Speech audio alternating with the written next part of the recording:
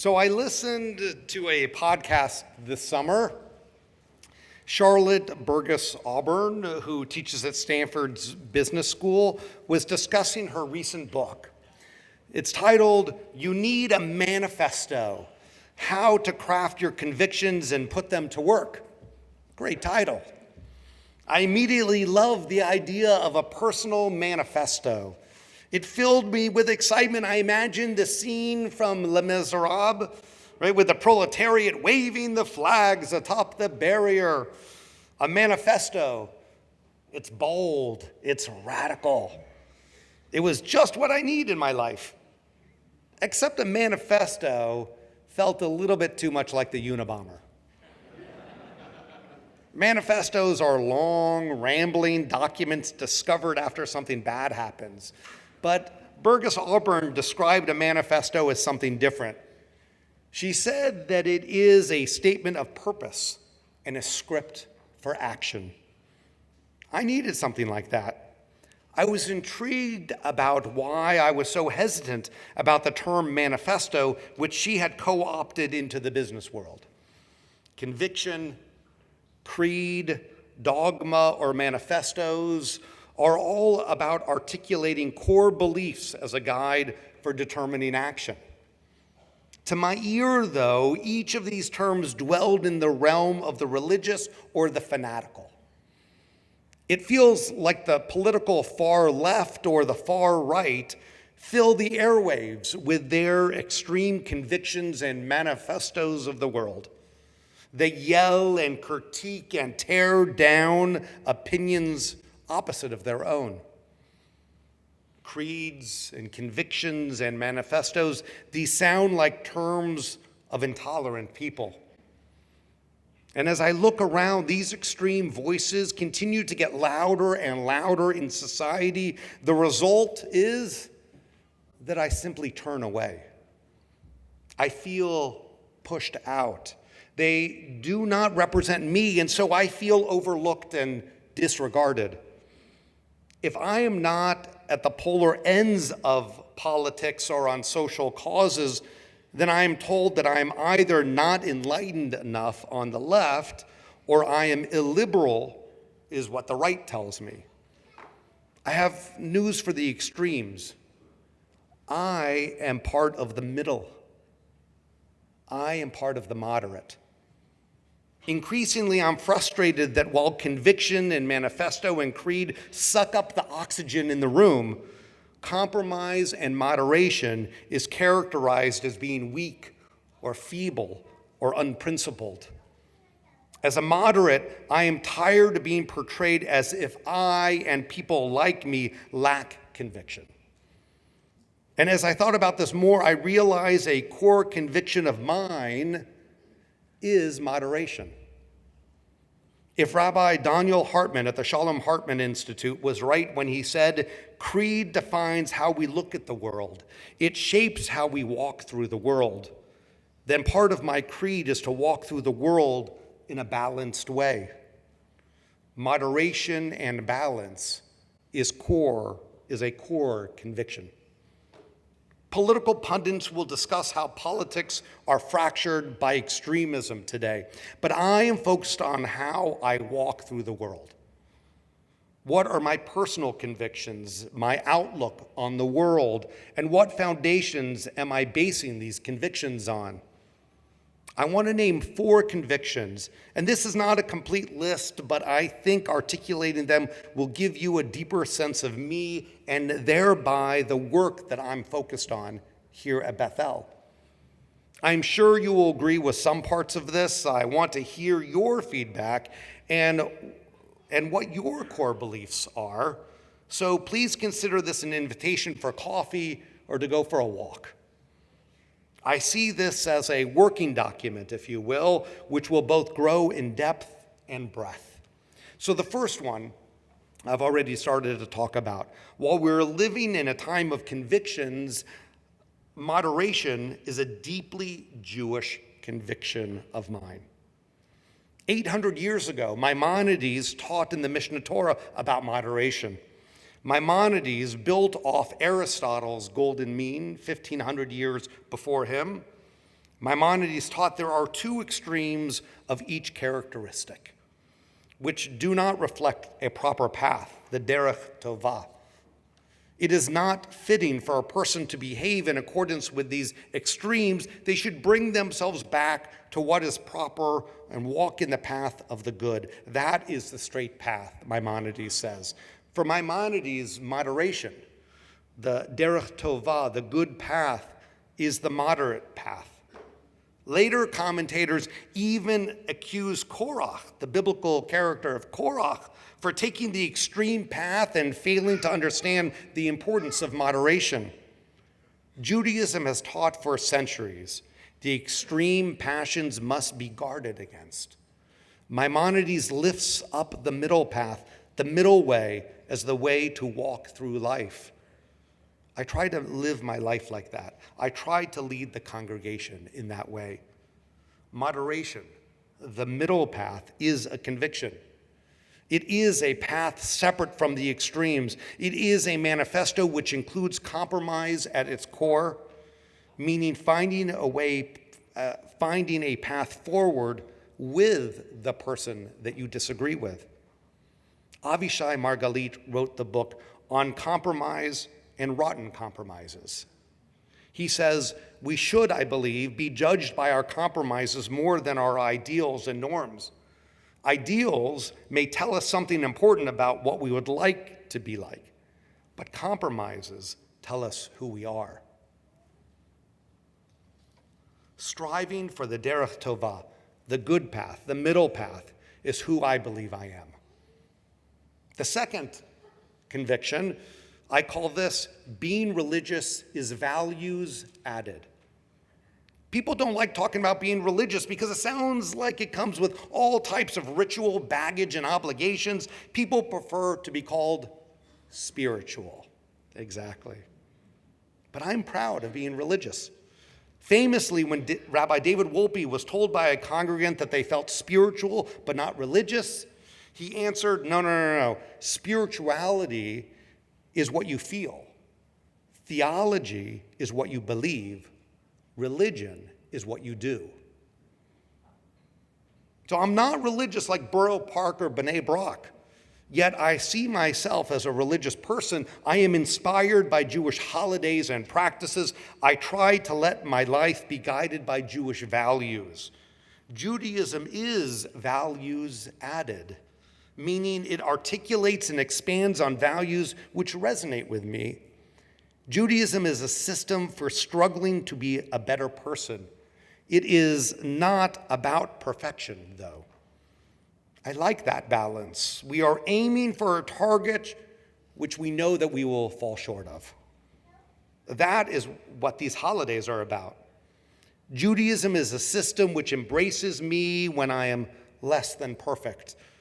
And in that paradox, it adds meaning and direction to my life.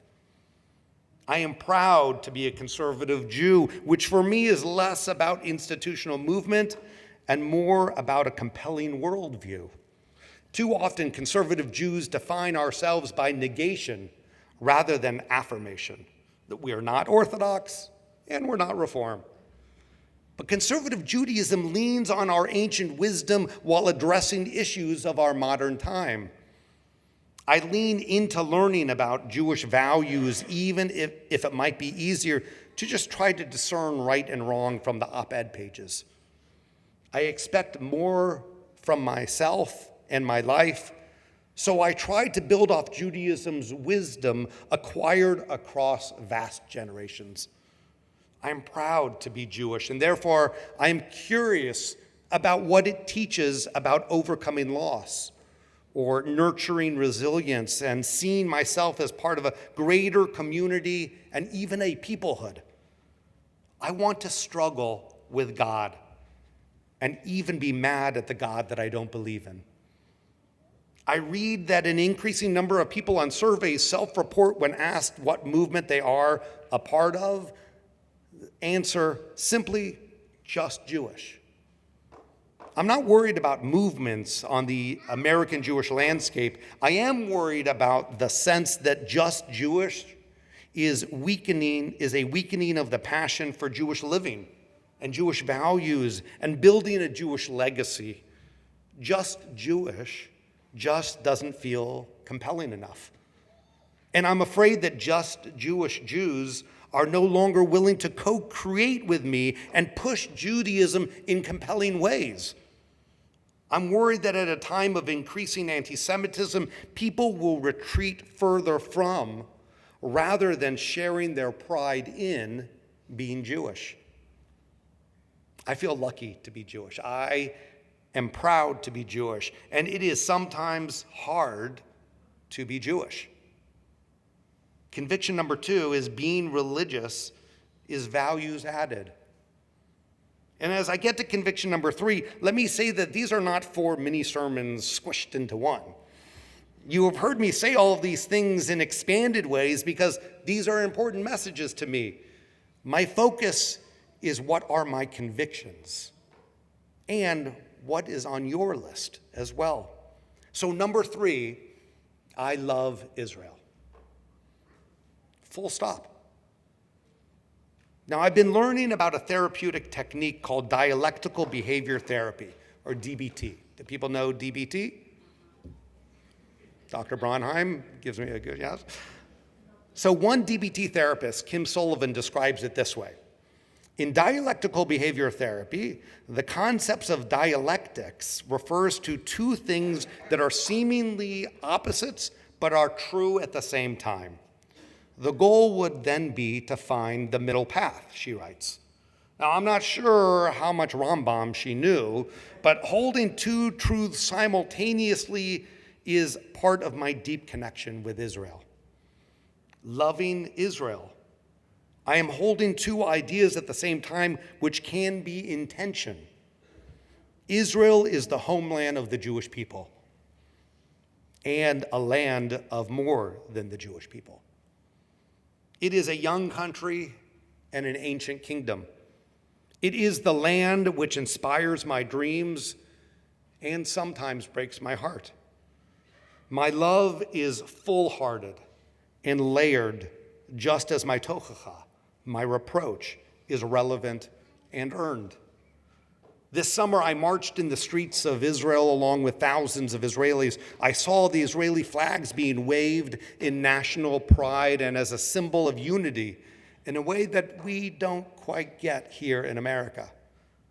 For 8 months, these protests have peacefully expressed the will of parts of Israeli society. These rallies exemplify my love and tochacha of Israel. Succumbing to indifference or stepping away from Israel or undermining Israel is not an option for me. Loving Israel is a core conviction, and I am comfortable with my love being complicated.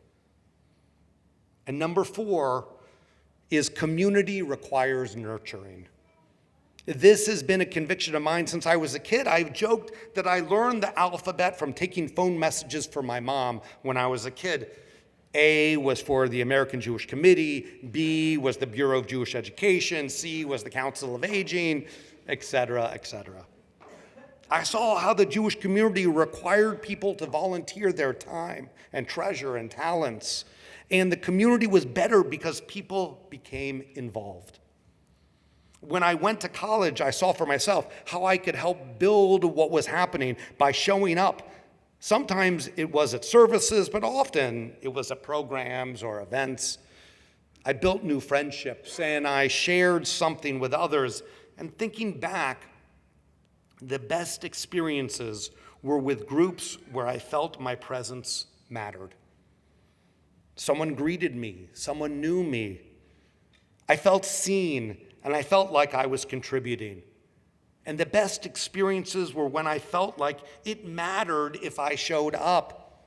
And I don't think that that has changed. These continue to be the best parts of community, when you are seen and your presence matters. Here we are on Rosh Hashanah. The room is filled. There are hundreds of screens logged on. We are overflowing from the building. But do you feel seen? Rabbi Harold Kushner has written, The great Jewish theologian Martin Buber once was asked, "Where can I find God?" And his answer was, God is not found in churches or synagogue. God is not found in holy books. Buber says God is not found in the hearts of the most fervent believers. God is found between people. Kushner continues, when someone acts towards another person as a religious faith tells him to do, God comes and bridges the gap between them. They are joined for those moments by bonds of holiness. The religion of your heart becomes real only when it is translated into action.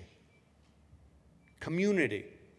This community is the place where intention is translated into action, and that is sacred.